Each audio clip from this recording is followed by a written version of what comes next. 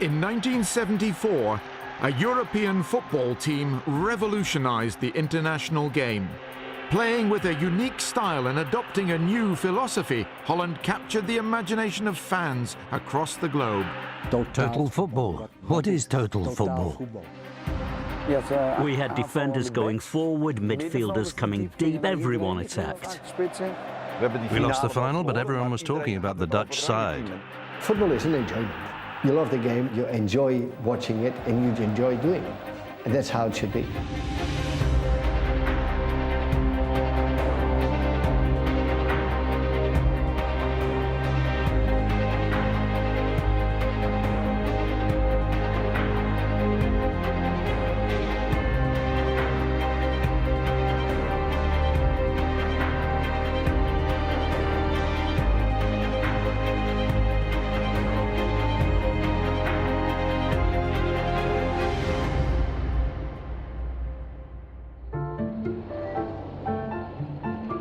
For much of the 20th century, Holland was a quiet and unremarkable place to be. A flat and featureless land mirrored by a conservative population that was inward-looking and old-fashioned. As it was with society, so it was with football. Professionalism was not permitted until the mid-50s, and as a result, the Dutch game was slow and unrefined. Only once before, in 1938, had Holland qualified for the World Cup, and the post-war record was little better. The federation was very poor organized.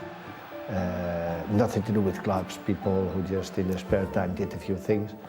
And that's why never everybody was interested into the national team, because it was nothing special. So, well, sometimes we went, sometimes I didn't, and it was just a little mess. But in the 1960s, things began to change. Dutch society underwent a social and cultural upheaval.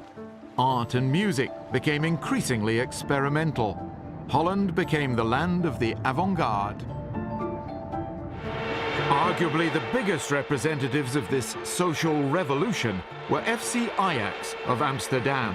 With their long hair and carefree attitude, Ajax began the 70s winning 3 European Cups in succession, playing with a style and swagger that had never been seen before. Heel handig het schot van Haan en het is een goal! 2-0 voor Ajax! 2-0 voor Ajax! Arie Haan uit windschoten. It was a free spirit time, and it was a free spirit team, but the same with the good rock bands like the Beatles and the Stones at that time. They had the discipline to make good music. And they had a discipline to play good football. I think Ajax revolutionized football, and later the national team as well. Everyone liked what we did.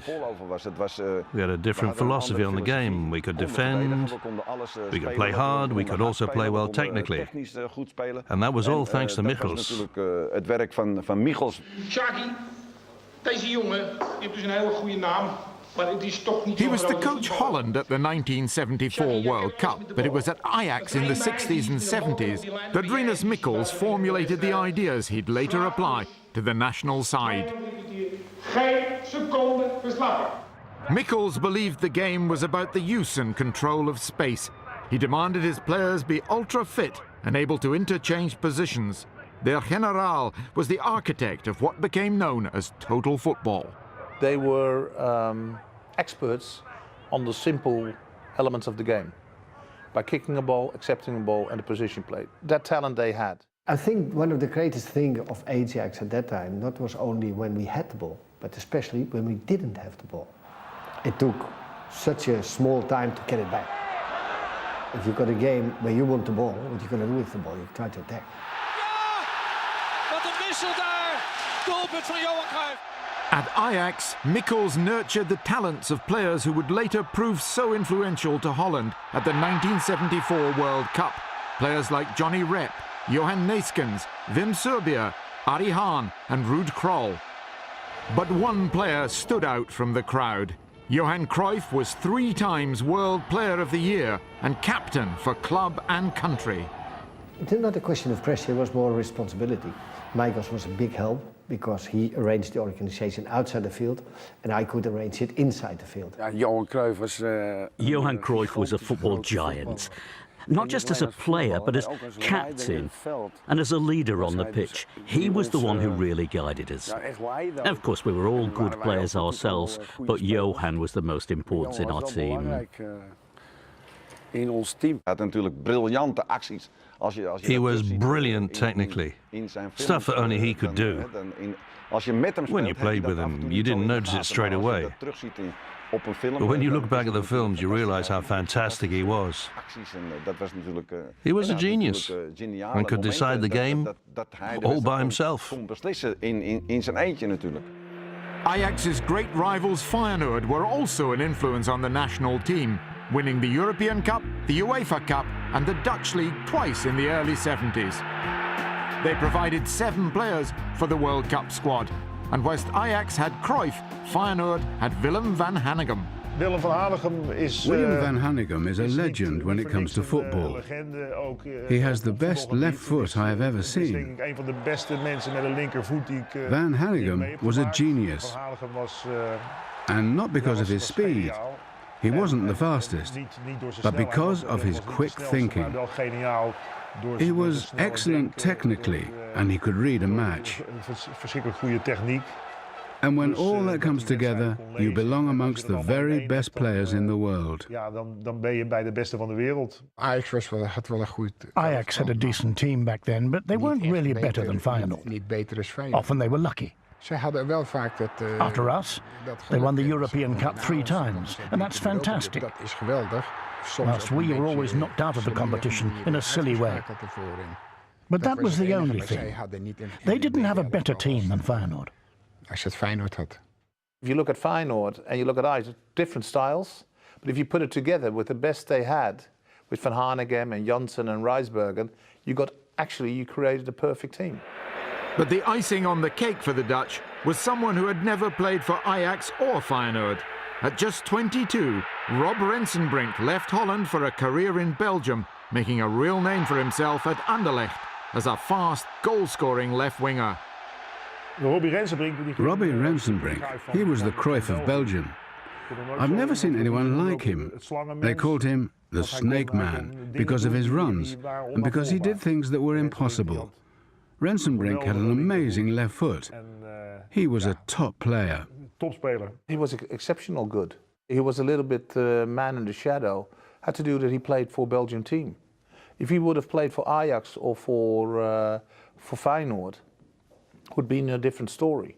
But still, I think in Dutch history, he's an icon. Under coach František Vadrons, Mikkels was appointed only 3 months prior to the World Cup. The Dutch began qualifying for West Germany by beating Norway and Iceland home and away, scoring 24 goals in just 4 matches. Cruyff komt schitterende goal van Johan Cruyff. But Belgium offered stiffer resistance. A previous 0-0 draw against their neighbours in Antwerp meant everything was still to play for. Trekt hem voor.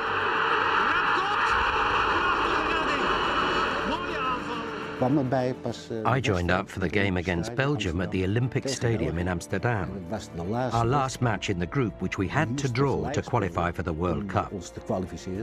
Belgium had done a very, very strong team. And we were very lucky there. Very lucky, because it was an offside goal, but everybody, I think 80% of the people say it was a real good goal. So they should have been out. Ja, hij is goed genomen die bal. En hij is erin. Maar hij kunt hem afwegers buitenspel en dat lijkt me ook zeer duidelijk. Nederland. Holland had a bit of luck with that free kick. Was it offside? Was it not offside? Of course, we said it was offside. The goal was disallowed and we drew. And that's how we actually qualified for Germany. Hij fluit af. En Nederland heeft zich geplaatst voor de eindronde van het wereldkampioenschap. Everybody realized that, okay, we're going to the World Championship and hey, we've got a big name to defend. But these 4 years, 69, 70, 71, 72, 73, all these summers, a Dutch team was in the final of the Champions League or in the European Cup. 5 years of dominating Europe, we can't look like fools. It's impossible. Michaels came in, got the organization ready. We had a great team. We had some great players, which we showed already a long time before. And that's why it went well. With Mikkels now in charge, Holland were put through a tough pre-tournament training camp. He demanded the team play his way, with an emphasis on permanent attack. And for this, he made changes to the Dutch lineup. Mikkels just leaded the whole process. He wanted a goalkeeper that could play. He came with the idea of putting Jan Jongbloed in, not as a goalkeeper, but as the first, well, he said the first attacker. Arie Haan, a midfielder. He became a central defender alongside Rijsbergen, the Feyenoord player, whilst Jan Jongbloed went in goal. There's no denying that Jongbloed could play football. He could, but he wasn't a great goalkeeper. But for the style of football we played, he was the best, especially when we tried to play offside. There were two sides to Mikkels. He was a very strict coach, but on the other hand, if the opportunity presented itself, he would be the first to join the party. But in the beginning, we trained very hard, and whenever anyone was late, he would make us start all over again. Mikkels was a fun guy, but in his work he was very strict. He had one goal, and that was to succeed with the team, playing football the way he thought it should be played. And he did everything to achieve that goal. It was tough. I remember the evening before our opening match against Uruguay. All the players had to go and see Mikkels. I had a bag full of tennis balls and a racket with me, because I was going to play tennis with Piet Keizer. So I go in to see Mikkels, and he's sitting there. And he says, "What are you doing?" "What do you mean, what are you doing? Didn't you want to see me?" Then he says, "Why do I have to tell you what to do? You know, right? Do you really want to play tennis this evening?" "Yes," I said. "I'm on my way to play tennis now." So he says, "Go and play then." So I leave. But I'm walking down the stairs and I'm thinking, this is really clever. Because this is how he lays the responsibility with you. He says, "Why do I have to tell you?" I should know what I have to do. And of course, we knew what we had to do. With the squad now adapted to Mikkels' vision of total football, the Dutch were confident ahead of their opening game of the World Cup against Uruguay. The South Americans were totally outplayed in Hanover, Johnny Rep scoring both goals in a 2-0 win. A scoreless draw with Sweden followed before Bulgaria were thrashed 4-1 in Dortmund to cement Holland's passage to the second round. The Van Hanegems and the Cruyffs and the Rensenbrings and the nations of this world realized they needed a good World Cup to be reckoned as a big player. And also, you know, it's the first time they were hungry, and you could see from the beginning on, it was an inspired team.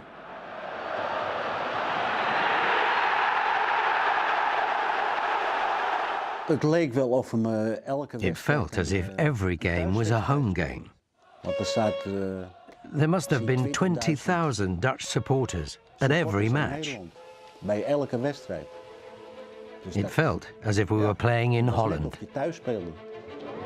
In the second round, Holland faced Argentina, East Germany and Brazil. Against the Argentines, the Dutch produced their most scintillating display yet, winning 4-0 and playing some of the most stylish football ever witnessed at a World Cup. I scored in that game, a great game, a game that I will always remember. Well, that's the same with all the games I played for the national team.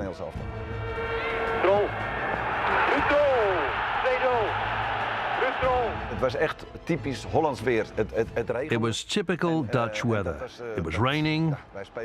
In Holland we play a lot in the rain, so the conditions suited us. It was our weather, our style of game. We knew we were better than them. We knew we could win. The football we played in 1974. People hadn't seen that before. The way it all flowed so naturally. We would employ the tactic that if our left back, Krol, moved forward and wide, then I knew I had to defend. That's how it would all move around. It was very fluid football.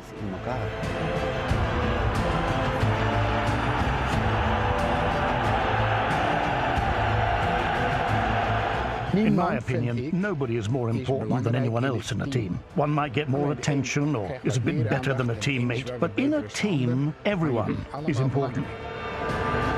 If he doesn't get possession of the ball, then he can't pass it to you. And if you do get it, and we're not able to receive it or we're tightly marked, then you can't do anything with the ball. That's how the game works. We went out to win the game. And that's what's been our mentality. And how do we win? Well, I'm not physically, so I need the ball. So it's been more or less that way of thinking where the transformation was not to go back and have a look what happens. No, go out there and just try to win. 4 days later, and again in the rain, highly rated East Germany were seen off 2-0. Rob Rensenbrink scoring his only goal of the tournament.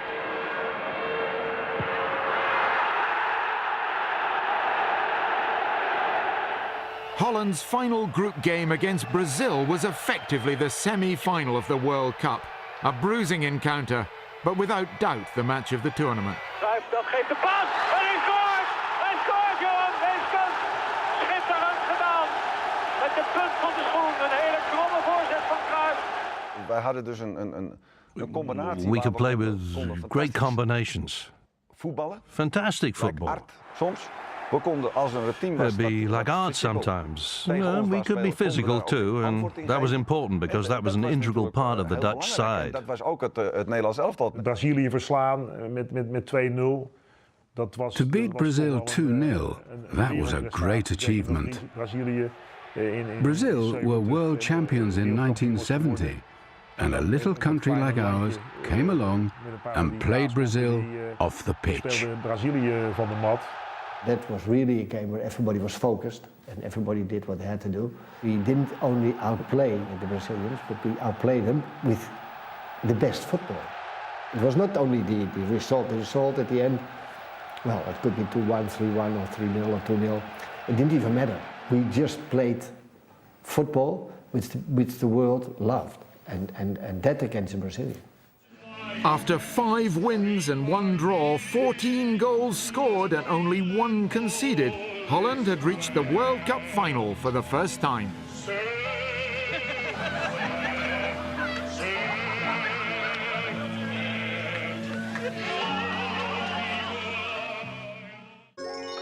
At the Olympic Stadium in Munich, they would face West Germany, European champions and pre-tournament favourites. The Germans had laboured through the competition, but playing in front of their home crowd meant they would prove formidable opponents. They had a kind of attitude that was quite in contrary with the Dutch, you know, it's free spirit, open mind. German had a little bit, you know, they were playing counter football a little bit, it was different characters. And that put all together created a kind of attitude with the Dutch of, okay, we're going to teach them a lesson. We knew they were Germans. Germans is always difficult because they will go until the end. We knew we were much better. We knew we played better. We were not afraid at all. Holland kicked off and immediately began an extraordinary passage of play, insolently moving the ball around the pitch. At one point, Cruyff had the ball at his feet with only goalkeeper Youngblood behind him. No German player had touched the ball when Cruyff drew Uli Hoeneß's foul. Cruyff. En inderdaad heeft hij volgens mij de Cruyff gaat alleen door wordt neergelegd. En het is een penalty in de eerste minuut. Penalty, and up stepped Johan Neeskens. Ik dacht dat het Hoeneß was, maar daar komt de penalty van Neeskens 1-0, we leiden. It was the perfect exposition of total football and the most explosive start to a World Cup final in history. We had a style to surprise our opponents in the first 15 minutes, with lots of pressing, lots of movement, and lots of passing to try and score a goal as fast as possible. En toen kregen we ook nog die Marshall dat we beneden. We got off to a good start, winning that penalty right at the very beginning of the game. But I remember thinking that could be a bit of a problem. Because we then thought to ourselves, they're Germans, they're not our friends. So let's humiliate them in front of their own fans. Now, the trouble was that one half of our team decided to keep playing like we had been playing for the whole tournament. And the other half started taking the mickey out of them. That's why our game plan broke in two. For more than 20 minutes, the Dutch toyed with the Germans. But midway through the first half, Bernd Holzenbein's run drew a lunging challenge from Wim Jansen, and once again, referee Jack Taylor pointed to the spot. Paul Breitner converted. Then, just before half-time, Gerd Müller added a second.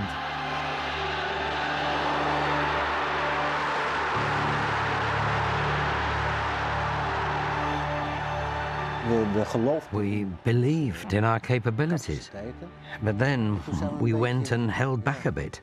I don't know why. It wasn't like the Dutch team to do that.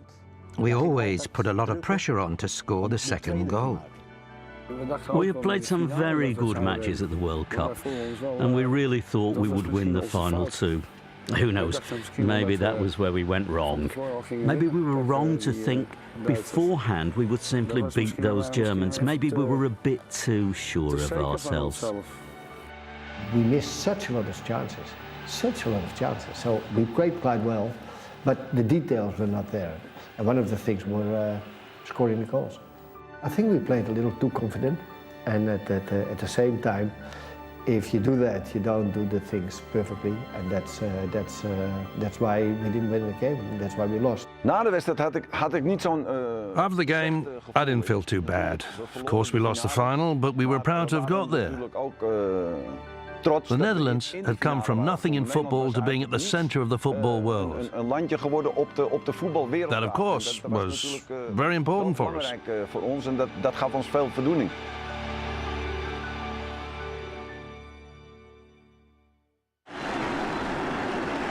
The Dutch returned home and were greeted by thousands at Schiphol Airport and many more in Amsterdam and Rotterdam. Despite losing the final, Mikkels and his men were national heroes.